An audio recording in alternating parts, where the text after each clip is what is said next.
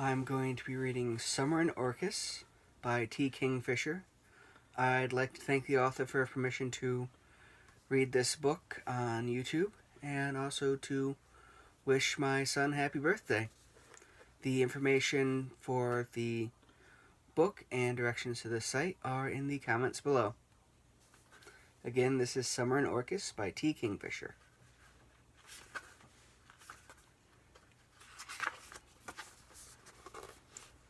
Once upon a time, there was a girl named Summer, whose mother loved her very, very, very much. Her mother loved her so much that she was not allowed to play outside where someone might grab her, nor go away on sleepovers where there might be an accident or suspicious food. She was not allowed to go to camp where she might get squashed by a horse or bitten by a diseased mosquito. She was most certainly not allowed to go on the Ferris wheel at the carnival, because, her mother said, the people who maintain the machinery are lazy and not very educated, and might get drunk and forget to put in a bolt, and the entire thing could come loose at any moment and fall down and kill everyone inside, and they should probably leave the carnival immediately before it happened. Occasionally, Summer expressed a desire to do some of these very dangerous things. Her mother would get quite upset.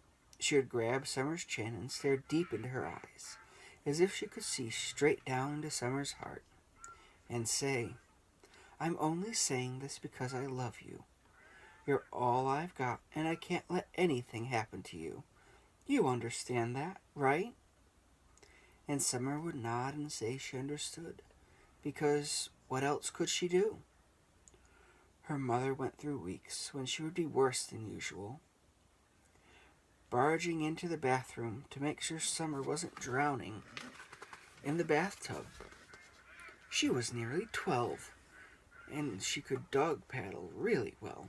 Her swim instructor said so. Or walking through the house, calling her name frantically, and when Summer dropped whatever she was doing and came out running to see what the problem was, her mother would say, I just wanted to know where you were, and go back to cooking or working on her computer. It was very difficult. Summer had never had a father, and wasn't entirely sure what you did with one. And certainly her mother never had anything good to say about the one Summer didn't have. But she sometimes thought it would be nice to have a brother or a sister, not because she particularly liked other children, but because it would have been nice to have someone to share the burden of her mother's love. If there had been two of them, maybe they could have taken turns. Surely her mother wouldn't have had the energy to keep barging in on both of them in the bathtub. Unfortunately, there was only Summer. It was hardly surprising, given this sort of treatment, that Summer was very timid, at least at home, and soon learned to stop asking to ride the Ferris wheel or go on sleepovers. But it was also not very surprising that in the secret depths of her heart, where her mother could not go, she had vowed to make her escape. She didn't want to hurt her mother. During good times, her mother baked cookies and sang songs, and showed her how to tie her shoes, and helped her with her homework when it was hard, and sometimes when it wasn't, which was a little bit annoying. She just wanted her mother to love her a little bit less, like a normal person, so that she could go to camp and not have to leave the carnival early. Sometimes, when her mother grabbed her chin and stared into her eyes, Summer wondered if she could see these treacherous feelings lurking down in the depths. It seemed as if she ought to be able to, because the feelings were so strong, as if they were big rebellious slogans wallpapered on the walls of her heart, saying, I think I could probably ride a horse if it was nice, and I'm not afraid of the Ferris wheel. But her mother never said anything about it, and so Summer went on thinking these thoughts over time, she thought them more and more. One spring day, while she was playing in the back garden, a house walked down the alley. The house was most clearly walking, because the roof would go up when it took a step and sink back down at the bottom of the step, and then bob up again. Summer couldn't see its feet because of the high wall around her back garden, but she could not think of any other explanation. The roof of the house was small and sharply peaked, with a jutting gable over the front door. Summer stared at it open mouthed and ran to the gate in the wall that led to the alley. It was a wooden gate higher than Summer's head, and had a big metal latch with a padlock through it. Summer's mother would have bricked up the gate entirely if she could have, so that criminals couldn't come through it. But she had to leave another exit in case the house burned down and they couldn't get out the front door. She had compromised with the padlock, and also told Summer 17 times that she was never, ever to open the door, particularly not if anyone knocked and asked to be let in. Since Summer had no idea where the key was, she couldn't have done so anyway, and so spared being told an 18th time. But even if the gate didn't open, there was a large crack down the hinges and the wall. Summer put her shoulder against the bricks and peered through it at the house. The house had gigantic, scaly legs like a bird. They went up past Summer's shoulders and ended in clawed feet as big as bathtubs. The round scales on the front of each were the size of automobile tires. As she watched, the house took another step forward. The roof went up and came bobbing down. The house's foot came down on an old soda can in the alley, and it went crink and was crushed flat. "Whoa," said Summer. The house hurt her. It stopped, and instead of taking another step forward, it put its foot down beside the first one and hunkered down on its heels. The underside of the house was now about 3 feet from the ground. The bird legs didn't seem to attach to the house in any way that Summer could see. They vanished into a tangle of pipes, which were probably plumbing, but which looked suspiciously scaly, as if they had also been made out of chicken's feet. A little faucet, the sort you would attach a hose to, stuck out from the side of the house near Summer. Instead of a knob with spokes, it had a little skull on it, no bigger than Summer's palm. The skull's jaws were open in a huge grin, and it was turned sideways, so that it looked rather silly as well as alarming. It wasn't a very large house. It couldn't have been more than 2 rooms in it. One upstairs, one down, and even those wouldn't have been any larger than Summer's own bedroom. Even so, the side of the house came very close to the walls on either side of the alley. If it walked by the gate, Summer would be able to fit her hand through the gap at the hinges and touch the faucet as it went past. She twisted around so she could look down the alley in the other direction. Surely someone was going to come along at any moment, a delivery driver or one of the people who parked in the alley sometimes, and get out and complain about the house blocking the road. But nobody did. Summer took a quick look behind her at the back porch to make sure her mother hadn't come out.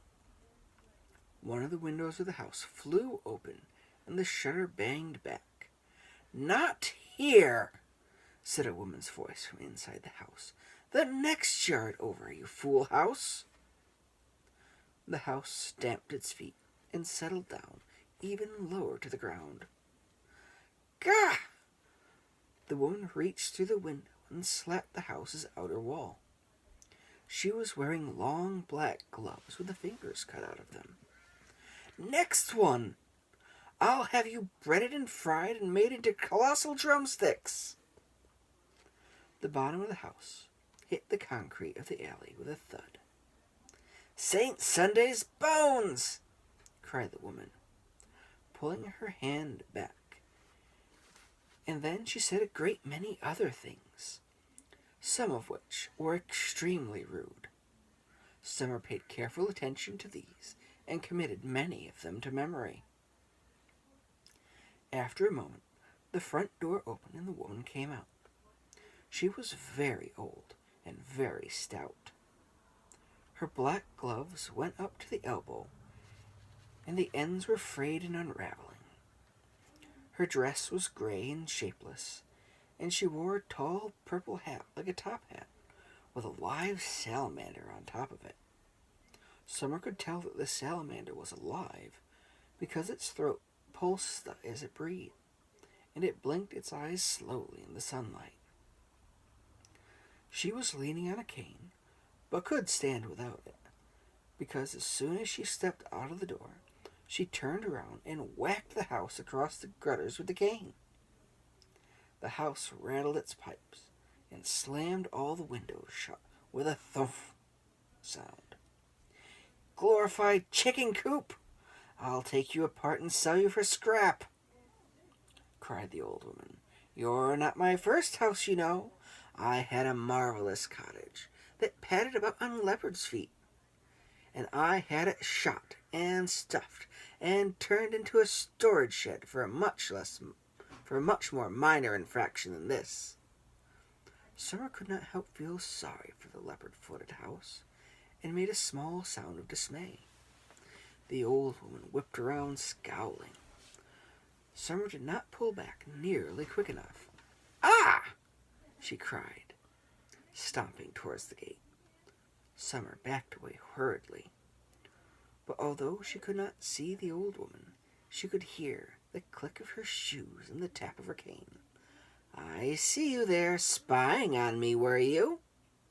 "I was not," said Summer, indignant. "I was just looking. I've never seen a house like that before." There was a long pause, during which Summer remembered that she was never, ever, in 10 million years, on pain of death, supposed to talk to strangers. And the old woman went, "Humph," rather like the house. "Well," said the old woman grudgingly, "I suppose that's true enough. There aren't many houses like mine. What's your name?" "I'm not supposed to talk to strangers," said Summer, and because this felt terribly rude, she added, "I'm sorry." She looked back over her shoulder, but her mother had not come out to demand to know who she was talking to. "If you're waiting for someone to come and make introductions, you'll be waiting a long time," snapped the old woman. "Besides, it's not strangers you need to worry about. It's the ones you know that get you." She came closer and peered through the crack in the gate. Summer could see one bright black eye in the side of her nose. "I'm Baba Yaga." "I'm Summer," said Summer. Suits you. What do you think of my house?" "It's a very interesting house," said Summer. "But I don't think you should hit it. It's not very nice." The house rattled its pipes in a loud, satisfied murmur, and Baba Yaga cackled. "Fair enough." She turned away from the gate to say over her shoulder, "I see why you stopped." The house preened a little bit. Baba Yaga put her eye back to the gap in the hinge. "Open the gate, will you? Whispering through cracks is all very good for foolish lovers and eloping brides, but you're too young, and I'm too old, and have had far too many husbands besides." "I can't," said Summer. I mean, there's a padlock. It's only a little bike lock, but it's still locked. And my mother would never let me. And how many husbands have you had?" "Plenty," said Baba Yaga. "Good, bad, and most points in between. Starting when I wasn't much older than you, and had less sense than the gods gave geese." "Ah, but never mind that. A padlock, eh?" Summer heard the click of the cane against the wooden gate, and Baba Yaga chanted, "Open lock, open bar." The padlock twisted, neatly open, and fell off the latch. The gate swung silently open. Summer took another step back.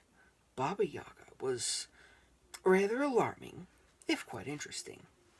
And if her mother saw her talking to a strange old woman in the back garden with the gate open, Summer was going to be in more trouble than anyone had ever been in the history of the world. Baba Yaga stood framed between the walls, with the house squatting behind her. The salamander on her hat fixed Summer with eyes like wet pebbles. "Are you frightened?" asked the old woman. "You should be, you know. I'm as old as sinning and twice as dangerous. I drink my beer from the skull of heroes." Summer didn't even know that women drank beer. Her mother never drank beer. She called it nasty, low stuff and said she'd never allow it in the house. Summer said as much to Baba Yaga. The old woman's eyes narrowed. "You're a dangerously ignorant girl," she said. "It's not your fault at the moment, though if you grow much older it will be." Summer looked back towards the house. Said Baba Yaga. "Stand, girl. Let me know you." Baba Yaga took a step forward, digging her cane into the ground. Summer knew that she should run away, run back to the house, get her mother, and call the police immediately. But her feet seemed to be stuck to the ground. She tried to lift one up, and it stayed stuck, as if the soles of her sneakers had been turned to glue. Baba Yaga came up right next to her, close enough that Summer could smell her. She didn't smell like an old woman, like cold cream and antiseptic, the way Summer's grandmother smelled in the home. She smelled like an animal, like a cat's fur, like sharp herbs and old books. The salamander on her hat twitched its tail restlessly back and forth. The old woman stared into Summer's eyes, down deep, deeper than her mother ever saw. Summer could feel Baba Yaga looking all the way down into the chamber where her thoughts were written on the walls. "Well," said Baba Yaga, taking a step back. Summer could move again. She could run, but she didn't. She felt dizzy. She blinked several times and rubbed her forehead. She could hear crows cawing behind her eyes. "All right," Baba Yaga called over her shoulder to the house. "You were right, you overgrown lump of yesterday's architecture." She turned back to Summer and poked her in the chest with the tip of her cane. "Tomorrow. You come to the house tomorrow, and I'll grant you your heart's desire. Unless I'm in a bad mood, in which case I'll probably suck the marrow out of your bones. Either way, tomorrow, you hear?" She turned and stamped out of the garden, leaning on her cane. The gate slammed shut behind her, and the padlock clambered up the wooden crosspiece on the gate, swung itself out onto the latch, and latched.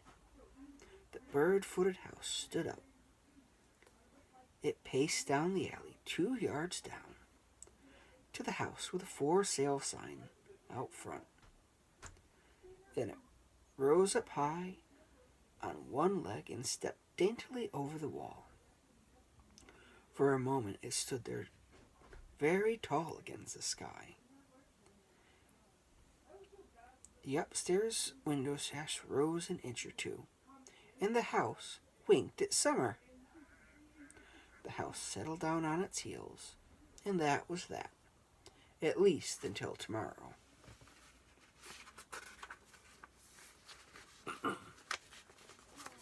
Chapter 2. Summer spent most of that evening trying to decide on her heart's desire. For a number of years, at least since she'd turned 10, she'd wanted to be a shapeshifter. Or if that wasn't possible, at least understand the language of animals. But being a shapeshifter would be best. Imagine being able to turn into any animal that ever lived. She could go anywhere.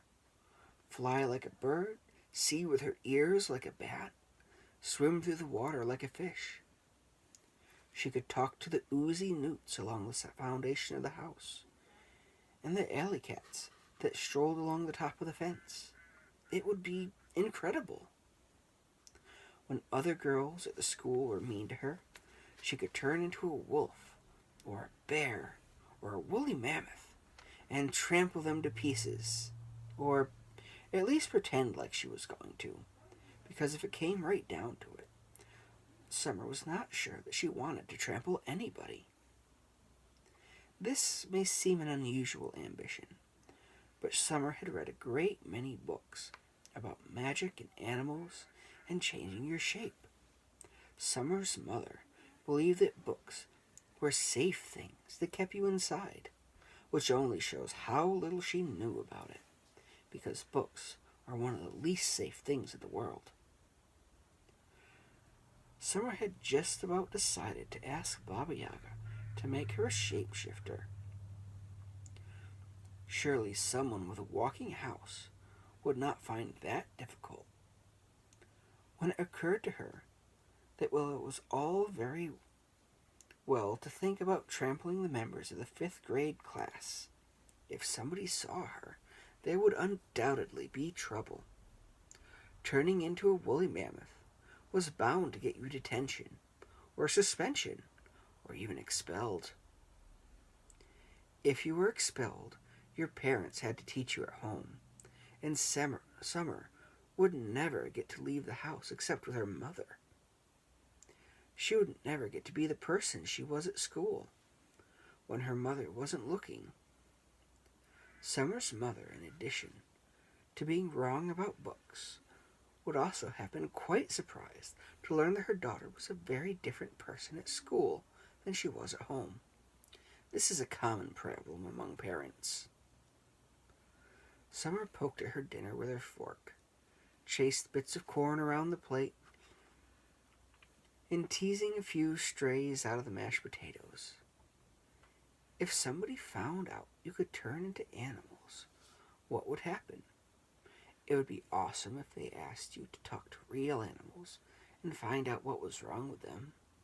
Maybe tell endangered species what to do to not be endangered anymore. Maybe warn them about cars and people with guns. But Summer had a gloomy notion it wouldn't be like that. She'd read enough books to know that she'd probably wind up in a government lab somewhere, with people poking her with needles and hooking her up to big monitors covered in jaggy lines. This was definitely not her heart's desire. "You're awful quiet," said her mother. "What are you thinking so hard about?" Summer looked up guiltily. "Nothing." "Did something happen at school?" "No." Summer took a hasty mouthful of mashed potatoes. "So, what were you thinking about?" Summer knew when she'd taken too long to answer before her mother's smile got brittle around the edges, and the skin under her eyes went funny and tight. "Fine. Don't tell your mother then." She turned away from the table. "I wish I was an orphan," thought Summer, and was immediately horrified at her own thoughts. That she said out loud, I was thinking about being a shapeshifter, and whether people would want to poke you with needles and stuff to find out how you did it. Oh, Summer, her mother said, laughing. So that was all right then. Her mother cried after dinner. This happens sometimes. Summer looked up and saw her mother had put her face in her hands, and that meant it was going to be one of those nights. She knew her job by now. She put her arm around her mother's shoulder and said, "It'll be all right." And her mother said, "No, it won't." And Summer said, "What's wrong?" And her mother talked about how bad her job was and how she was probably going to lose it because no one appreciated her, and one of her coworkers was talking about her behind her back. It was all very normal. Both of them knew their roles and performed it like actors in a long-running play. As long as she could remember, Summer's role had never really changed. It was always a little frightening, but it was almost always the same. She could perform her part with only half of her attention, with the rest of her thought about her heart's desire. "I know he's out to get me." "That's not very nice of him. Why are people like that?" "I could be a bat. I could finally find out if sonar's like hearing things, or if it's like seeing things. People are terrible, most of them. They never appreciate anything. And after all, I helped him with those files." She cried a bit more. Summer patted her back and thought about sonar. Maybe she could be a dolphin after she was a bat and compare the two. "It's all right, Mom. It'll be okay." "No, it won't. It's always like this."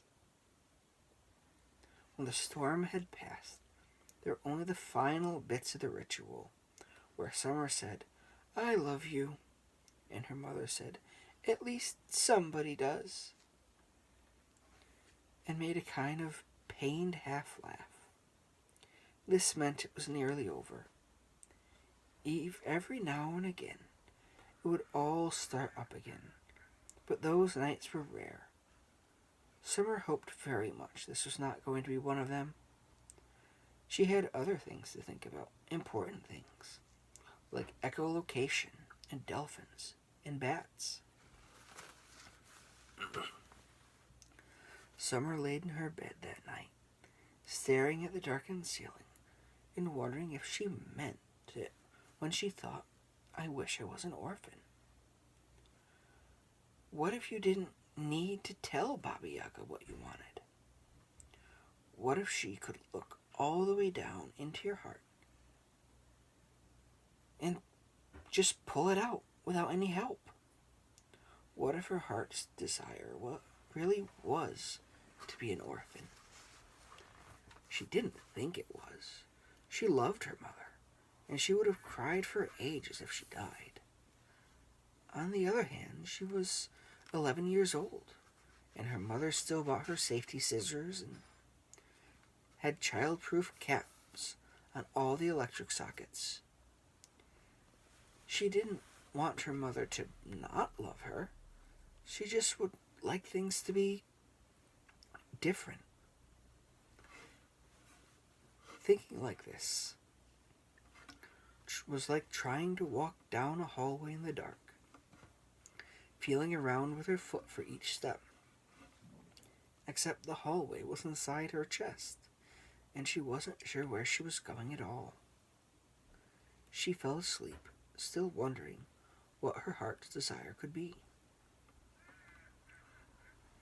School dragged on forever, and Summer didn't raise her hand once.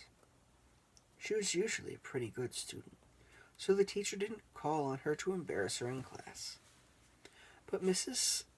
Selena did give her a rather thoughtful look when she ran out the door at recess. She was not allowed to take the bus home, because the other kids on the bus might try and give her drugs. So she waited by the curb with her book bag until her mother pulled up in the car to drive her home. Summer spent the ride home staring out the window and not talking. But fortunately her mother was listening to a radio program and didn't notice. Her mother went to work on her computer, and Summer went out to play in the garden. She looked immediately over the wall and saw the roof of the bird-footed house. She waited 10 minutes to make sure her brother wasn't going to get up from the computer, and then she went to the gate. The padlock had locked itself again, and Summer wasn't sure what she should do. She didn't think she could climb over the gate, and if she tried to go back through the house, her mother would probably notice it. Still, if it had worked for Baba Yaga yesterday, there might still be a little magic left on it. "Open, lock," she whispered to the padlock, putting her lips right down next to it. "Open, bar. Please, oh please open." The lock made a cheerful little click and slid open. "Oh, thank you," said Summer. "Good luck." She put it into her pocket and looked around quickly. She was probably going to get in horrible trouble, but if Baba Yaga could grant her heart's desire, that was worth it, wasn't it? She slipped the gate open and pulled it most of the way shut behind her, just enough so the latch didn't catch. Then she pelted down the alleyway to Baba Yaga's house. The gate was open. Summer peered around the edge of the wall and then slipped into the yard. The house was standing several feet above the ground, scratching idly at the grass. There were deep gouges in the lawn. When it saw Summer, it clapped all its windows and plopped down onto the ground. Now that she had actually walked up to the door, she felt so nervous that she was almost queasy, as if someone had dropped a brick into her stomach. What if Baba Yaga hadn't been joking yesterday, and she was in a bad mood, and sucked the marrow from Summer's bones?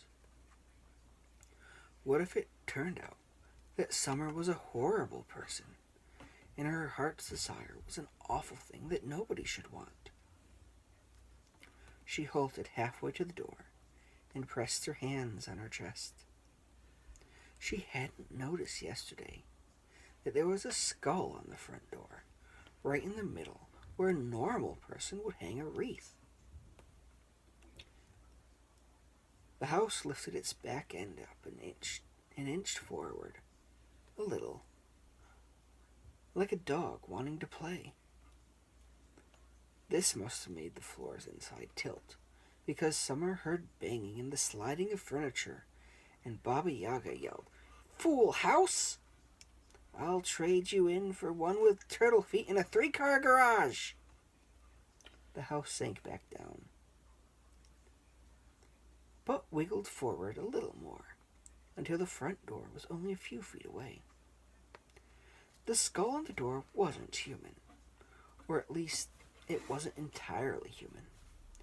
It had big canine teeth like a dog, and long antlers like a deer. Was it a door knocker? Was she supposed to grab the dangling jawbone and wrap it against the door? Summer gulped and reached out her hand. The skull opened its eyes. It says it had empty eye sockets and no eyelids. Summer wasn't quite sure how its eyes had been closed in the first place. But something flipped in the eye sockets, and the skull was definitely looking back at her. "I shouldn't go in if I were you," said the skull. Summer squeaked and took a step back. "I did," the skull said mournfully, and you can see where I wound up. Did she kill you? Asked Summer, ready to run away at once. Well, said the skull, well, not exactly, not as such. I was already dead. Well, sort of dead. Rather dead. I came in feet first, you might say, but I didn't ask to be made into a door knocker. I can see how that would be bad, said Summer. She put her hand on her neck, in the spot where you can feel your pulse. Her heart was pounding furiously. Is she in a bad mood? The skull clattered its jaws from side to side. Not today. She's in a pretty good mood, I'd say. She'd had breakfast and lunch and afternoon tea. I shouldn't go in if she were waiting for dinner. Baba Yaga gets very impatient if she hasn't been fed. Summer exhaled. It didn't sound as if the marrow was going to be sucked out of her bones. Of course, there was the matter of the skull, but it had already been dead. It was a little wicked to fool around with the dead people's bones, but not nearly so wicked as making them dead in the first place. Did you always have antlers? She asked. When you were alive? No, said the skull, glancing up at the antlers with obvious pride. I wish I'd had. They're the best thing about being a door knocker. At Yuletide, she turns them into reindeer antlers. Oh, that would have been marvelous. They're very good, said Summer. Can I go in? She said she'd give me my heart's desire. Oh, well then, said the skull. If that's what she said. She doesn't go back on her word, you know, although she could teach the devil a few things about loopholes. The door swung open. Summer stepped up into Baba Yaga's house and went inside.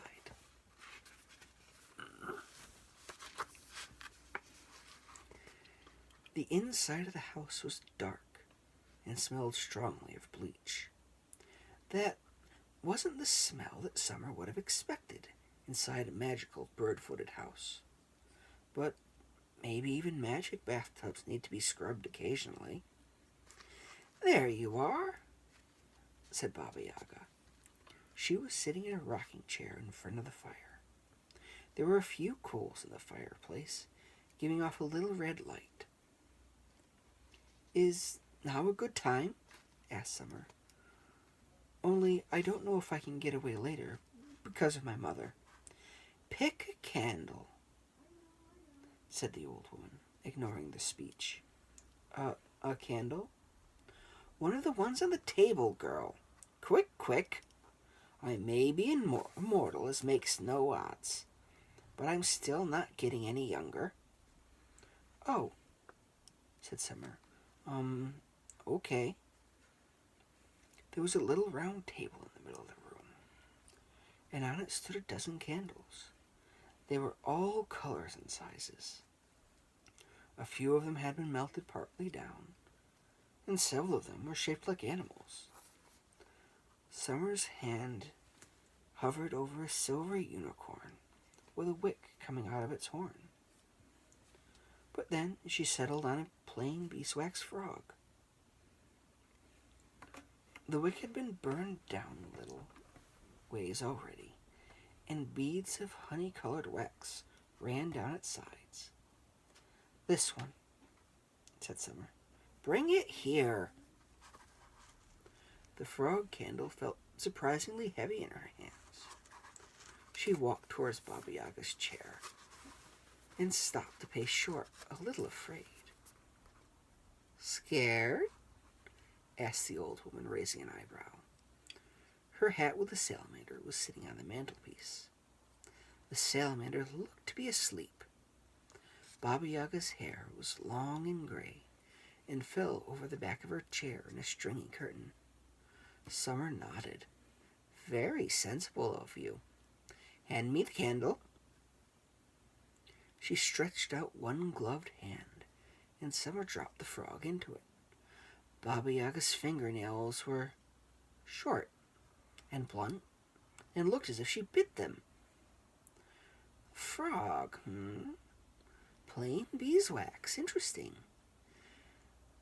Neither here nor there yet. You're not much more than tadpole yourself, are you? Already burnt, though.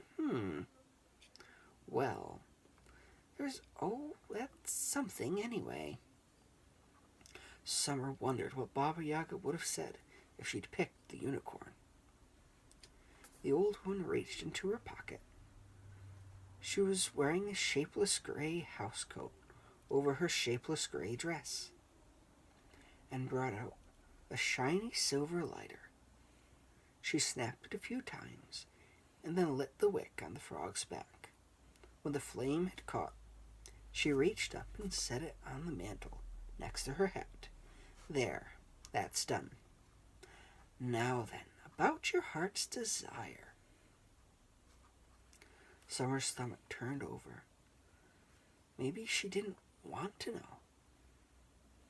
She had a sudden mad urge to bolt from the room.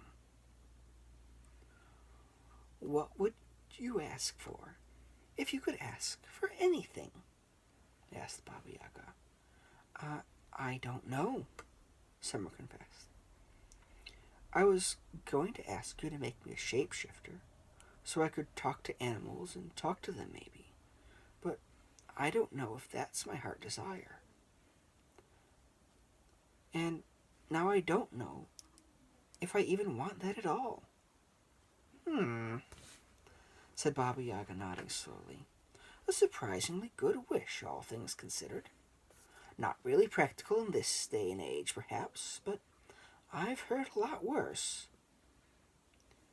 She propped up her chin on her hand. Her wrinkles carved deep shadows around her mouth. You can tell a lot about people by the things that they think they want, she said. At least yours is interesting.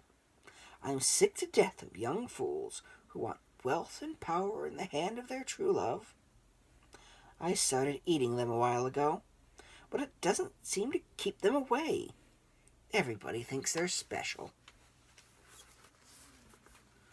Summer didn't feel at all special, and she didn't think Baba Yaga was joking about eating people. She thought she was telling the exact truth. For one thing, she didn't seem the type to make jokes.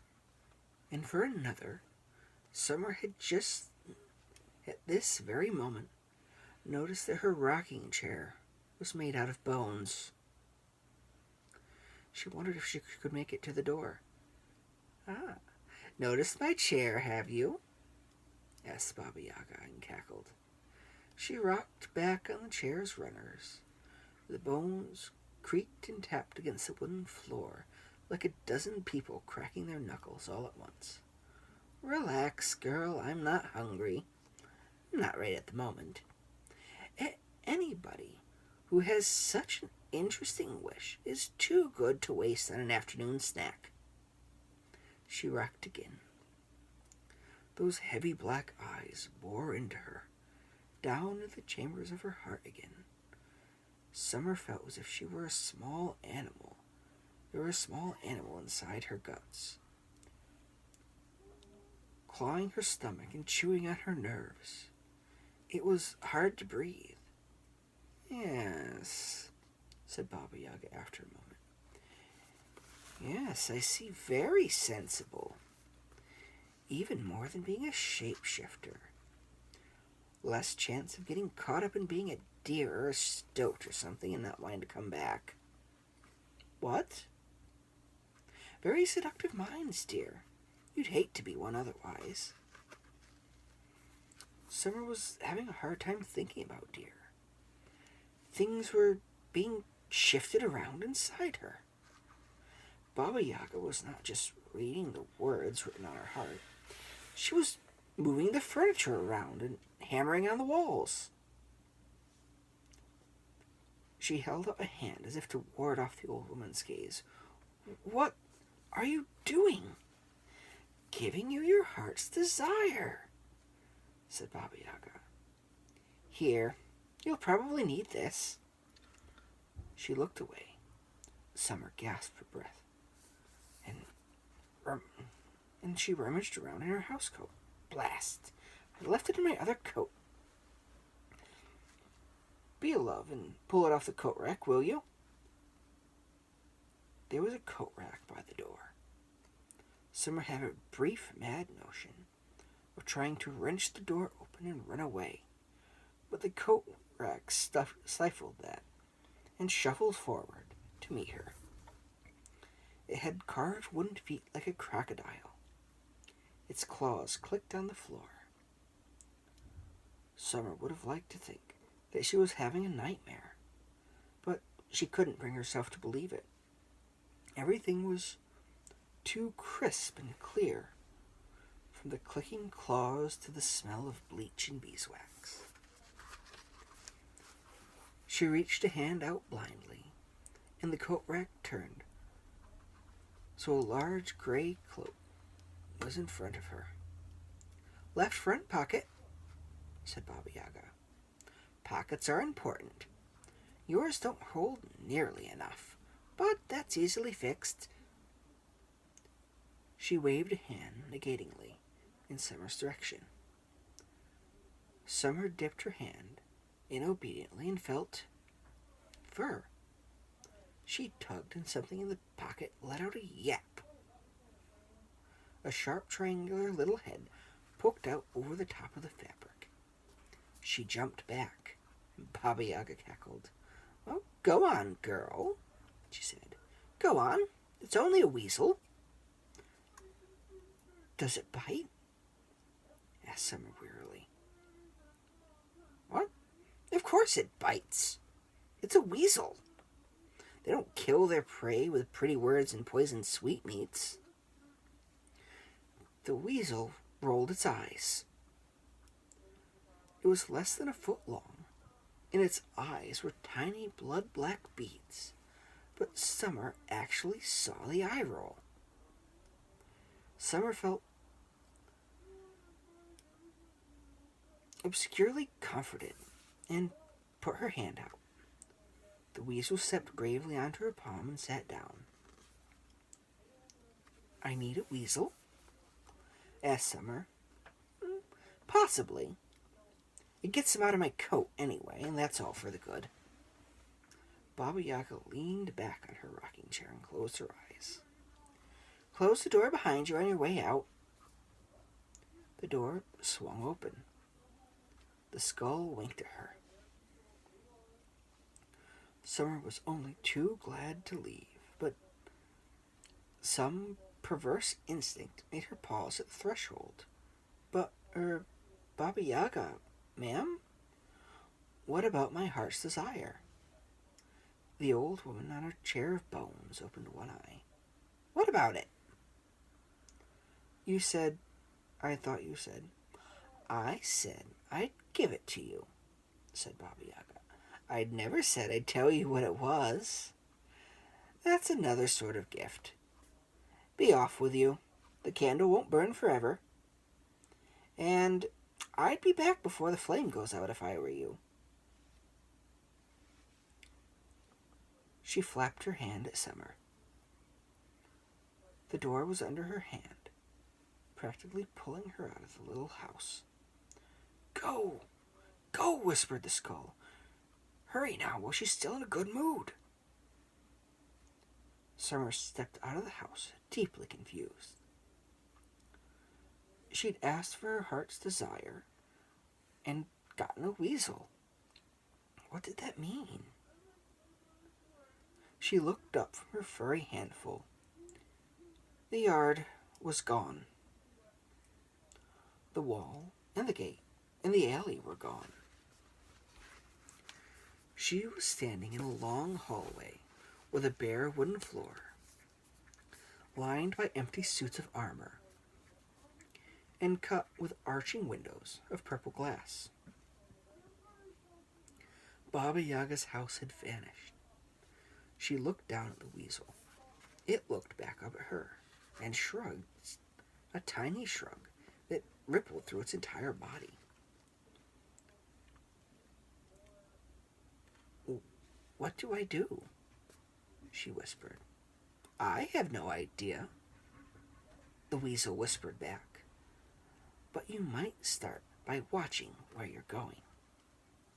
Summer was so startled to hear the weasel talking, although after the skull she didn't know why she'd be surprised, that she nearly dropped it. It whipped between her fingers as quick as a skink and threw its front paws around her thumb. Sorry," whispered Summer. "You surprised me." She hadn't expected the weasel to talk. The skull had talked. The house had been pretty, expressive. But the weasel was something else again. Then again, she hadn't expected to walk out of the door of the bird-footed house and find herself in a hallway either. It was ironic. A word that grown-ups used a lot, and which Summer felt she was finally coming to understand. That after all the time she wanted to be able to talk to animals, when she finally had a real, honest-to-God talking animal in front of her, she could only think of a single question. "Where are we?" she asked the weasel. The weasel climbed up on her shoulder. It peered both ways down the hall and said, "I haven't the foggiest idea. If it's a chicken coop, it's an awfully big one." "I don't think it's a chicken coop," said Summer. "There's a lot of stained glass. Perhaps they're very religious chickens." Summer thought that this was no help at all. But since talking to the weasel was keeping her from being scared of the fact that she was somewhere very strange, she didn't say so. At the end of the hall, a long way away, she could see a door. And since there didn't seem to be anything else to do, she walked towards it. The stained glass windows were interesting. They were extremely purple. There were saints and angels in them, clad in purple, with purple halos and purple wings. Only their faces and hands were a different color, and some of the angels even had purple hair. Summer walked past 3 or 4 windows, full of saints smiling and solemn and stern. When she reached a window with an elderly saint with a long white beard, she had to stop and smile. "He looks nice," she said. "I suppose," said the weasel, who was licking his shoulder. "Humans are the best judge of other humans." He did look nice. He was skinny and bony, and his wrists stuck out of his robes. His beard fell down to his waist, but it didn't quite disguise a grin. 2 grim-faced angels flanked him, their enormous purple wings outstretched. In one hand, the saint held a very large book. Summer went to the next window. It was the same saint again. This time he seemed to be leaning forward, and he pointed a finger towards the viewer. She hurried to the next one and was delighted to see the same saint again. He was giving her a knowing grin and pointing at his book. "They're almost like a flip book," she said, walking more quickly, "where each page has a drawing, and if you flip the pages really fast, they seem to move." She was aware that an actual flip book made of stained glass would weigh thousands of pounds and flipping it would probably be very difficult. It involved a lot of screaming and crashing and breaking glass, and so perhaps this was the best the window maker could manage. In the next window, the saint was making a run for it. He was half out of the frame, his beard flapping behind him. Two shocked angels were starting to turn after him. Summer broke into a run, the weasel clutching at her hair. Even though he was made of stained glass, she couldn't escape the feeling that the stained glass saint was running alongside her. The next few windows flashed by. In each one, the saint was running full tilt, book clutched to his chest, his robes flapping behind him, his bony ankles showing.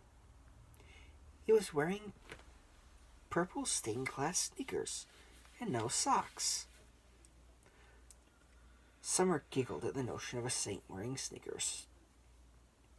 Eventually, the angels caught up to him.